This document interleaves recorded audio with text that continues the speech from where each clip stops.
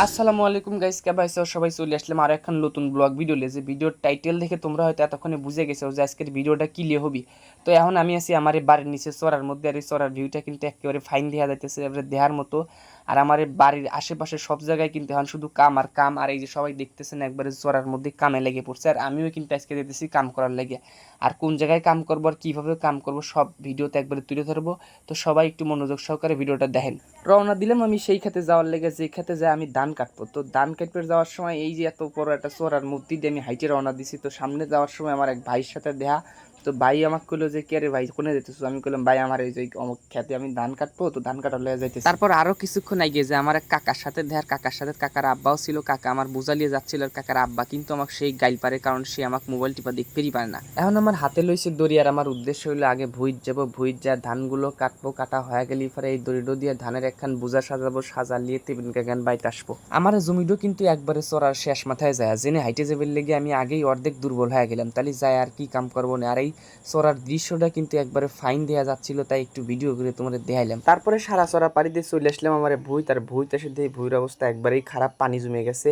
আর ওদিকে আমার আব্বা আর আমার নিফাজ ভাইয়ের বেটাও কিন্তু এসে ধান কাটা শুরু করে দিছে। এই পানির মধ্যে ধান কাটতে লেগে আব্বা করে কাপড় চোপড় সব ভিজে শেষ, যেটা দেখে আমার মনটা একবারে খারাপ হয়ে গেল। কিন্তু কি করা যাবে, এখন তো কিছু করার নাই, অবাই কাটা লাগবে। তারপরে আমিও প্রস্তুতি নিলাম ধান কাটার লেগে, আর আমার নিফাজ ভাইয়ের বেটা কিন্তু ধুমসে কাম করতেছে। তো আমি আবার ওকে কইলাম যে আমাকে একটু ভিডিও করে, আমি ধান কাটি, আর ও রাজিও হয়ে গেল। আর আমি ধান কাটতে লেগেও পড়লাম, কিন্তু ঝড় আর বৃষ্টি হওয়ার ফলে আমার ধানের বইত পানি চলে আইছে, আর এই পানি আসার কারণে ধানগুলো মুঠ শুয়ে পড়ছে।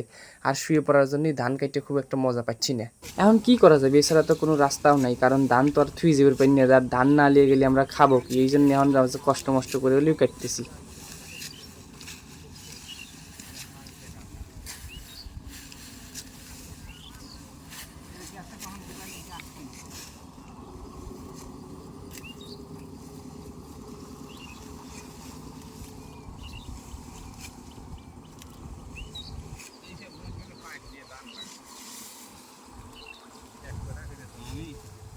শেষমেশ জেবা সেবা করে ধানগুলো মুঠ কেটে শেষ করলাম। আর এখন আমার মাথায় করে ধানগুলো মুঠ বাইটলি যাওয়া লাগবে, আর এই জন্য আমার ভাই অলরেডি বুঝাও সাজা ফালাইছে, এখন খালি মাথায় তুলে দেবো আর নিয়ে চলে যাবি।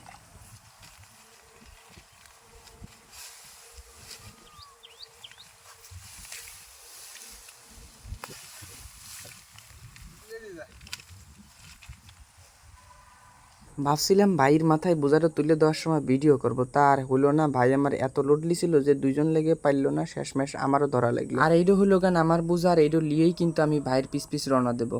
আর পিস পিসই যাচ্ছি, কিন্তু একখান ডায়লগ আছে না, যে পরিস্থিতি যেমনই হোক না কেন ক্যামেরা বন্ধ করা যাবে না। তো আমার হয়েছে তাই, আমার মাথায় রয়েছে বোঝা, সেদিক কোনো খেয়াল নাই, আমি আগে ক্যামেরা দিয়ে ভিডিও করতেছি। যাই হোক, অনেক কষ্ট পরিশ্রম করার পর আমরা সবগুলো ধান লিয়ে বাইর চলে আসলাম, কিন্তু একটা খ্যাপ বাদ ছিল, যেটা আমাদের নিফাজ ভাইয়ের বেটা আইনবেল লেগে পাস পড়ে গেছিল।